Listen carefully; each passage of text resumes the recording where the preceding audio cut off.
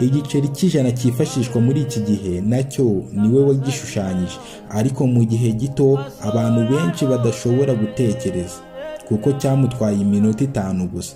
Yagiye akora n'ibindi birimo amashusho yigeze gukwira ku mbuga nkoranyambaga agaragaza Perezida Paul Kagame ari umutoza w'ikipe naho abagize guverinoma ari abakinnyi.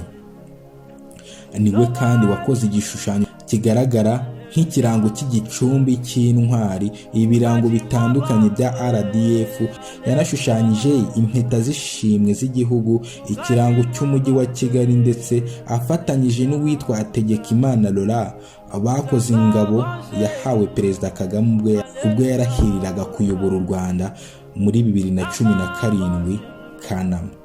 Niwe wakoze ikirangantego cya Repubulika y'u Rwanda. Uyu mugabo ni nawe wakoze ibendera rya Repubulika y'u Rwanda. Abafite abana